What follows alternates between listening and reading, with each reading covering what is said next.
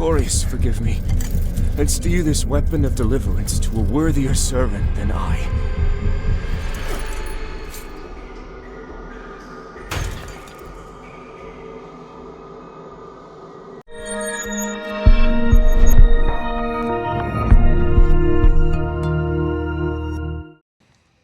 The two major Soulslikes we've had this year, Wolong Fallen Dynasty and Lies of P, were both tough acts to follow.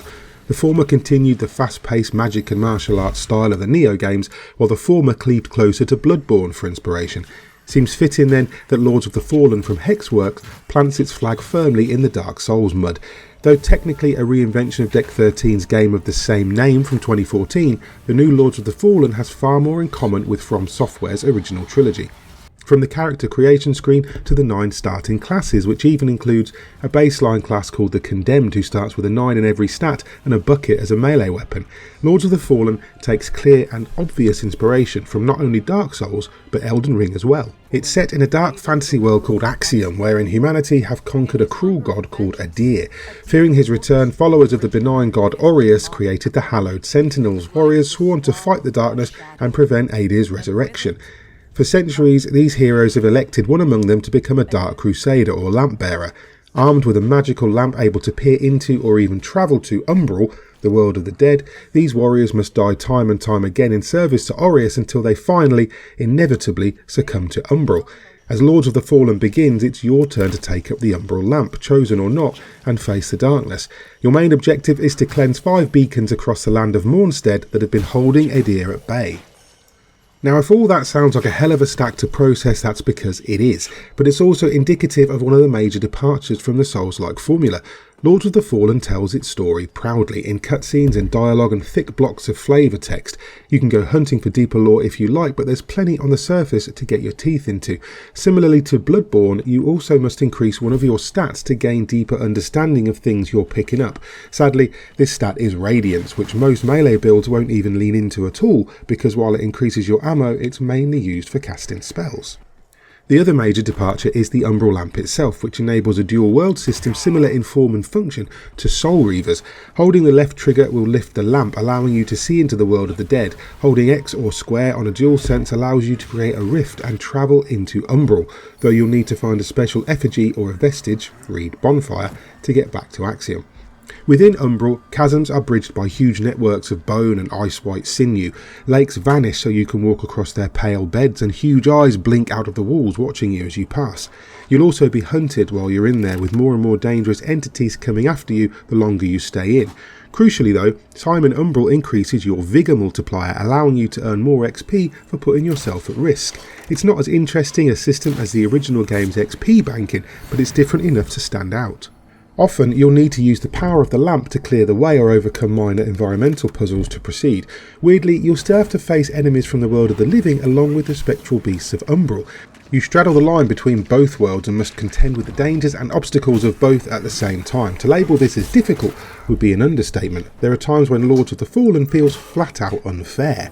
Obviously, I'm not going to call out a Souls-like for being hard. Hard is fine. Lies of P was incredibly tough for me, but it confined much of its difficulty to the bosses, so exploration in between was relatively stress-free by comparison. Lords of the Fallen is the other way around. The vast majority of its bosses are fairly easy, requiring simple pattern recognition and perseverance, and you're not constantly blindsided by bosses with second phases either. But the world between those bosses, oh boy, that world absolutely hates you. There are 2 types of save point. Vestiges are monuments to former Lightbearers and are permanent, even to the point that you can use them for fast travel. However, they are very widespread in some areas, and the run back to where you died to retrieve your vigour can be excruciating. To help try and alleviate this, you can plant Umbral seeds to sprout a seedling, where you'll return should you die in the Umbral realm. Death in Axiom simply deposits you in Umbral afflicted with the Wither. You can only have 1 active seedling at a time, and they usually appear before a boss door or in a boss room after you beat it. You have to plant the seed yourself in an Umbral flower bed. Lords of the Fallen throws a lot at you in these areas. They're fairly linear in terms of progression, but the level design doesn't feel nearly as tight as you'd expect. There are too many pointless shortcuts, and more than once you can take a route after beating a boss that leads you back to an earlier area for absolutely no reason. You have fast travel if you want to go back and explore, and adding extra routes back to areas you've beaten is confusing and unnecessary. On top of trying to find your way, Axiom is replete with threats. Enemies often come at you in numbers or will be clustered and barring your path. You're equipped with a standard parry, punish, dodge, counter setup, but the hitboxes for enemies and you are all over the place. Sometimes your dodge will give you insane iframes, rendering you untouchable, while at other times an enemy blow will connect despite clearly missing you, particularly some of the bosses who can hit you with a backswing that doesn't exist. The Umbral Lamp can be used in line with your parry and heavy attack to stagger foes or even drag their soul out, slowing them and afflicting them with the Wither. It's also worth noting that the punish window for a grievous attack on a staggered enemy is disproportionately narrow. Your starting class only determines your base stats and gear, and you can build the character however you like later, well, to an extent. I chose a partisan for survivability, but later found that the preacher class was perhaps more effective due to their offensive magic, which predictably is a little bit overpowered. See, the best way to survive in Lords of the Fallen is to not get hit at all, like ever. Even weak patrolling grunts can hit you incredibly hard and have multiple moves with varying wind-ups, which again wouldn't be so bad if not for their tendency to mob you in large numbers. Add to this that almost every enemy has some kind of status build-up which decimate you in this game, and that some of the areas are just ripe for rolling right off a cliff with your massive dodge rolls. Later, it begins to punish you just for picking up items, as huge beasts will burst from the ground, remove 2/3 of your health and dump you in Umbral. This occurring sparingly is tense and effective, but when it starts to happen with irritating regularity, it just becomes a pain.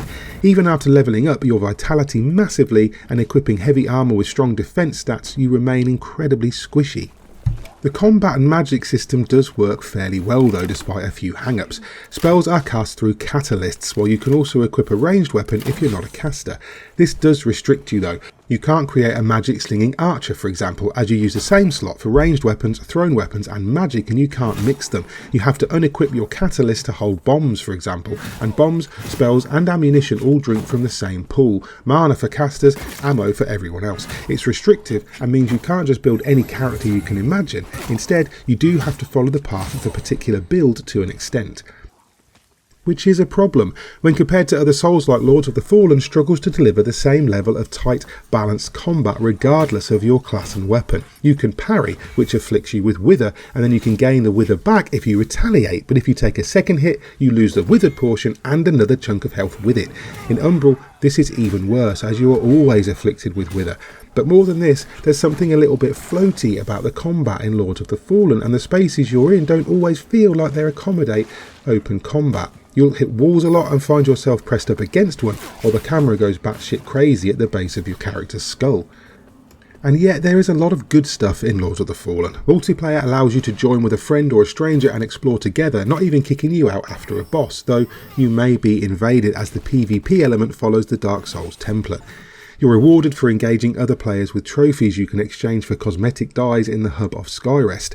It's here that you'll also find a small group of allies to upgrade your gear and sell you new items, and you'll return often for counsel or services, particularly when you find a new NPC out in the world.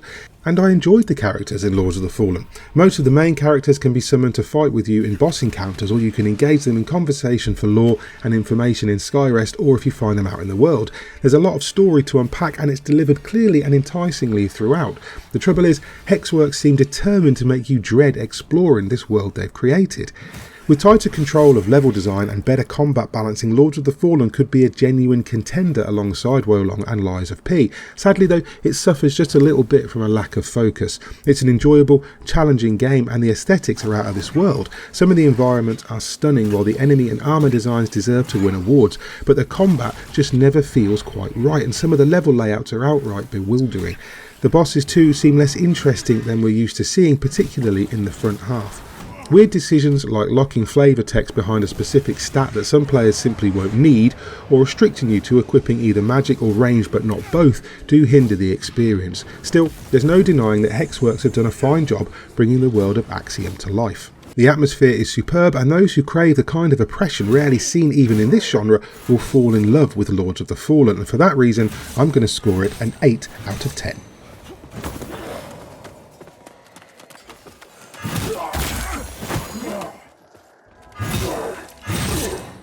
Hi there, hope you enjoyed that review of Lords of the Fallen. If you did, please hit like and subscribe, maybe tag the bell icon too so you're kept up to date with everything we post going forward. And if you want to support us via Patreon, you can do that at patreon.com/godisageek. In the meantime, I've been Mick Fraser and you guys have been lovely. Bye.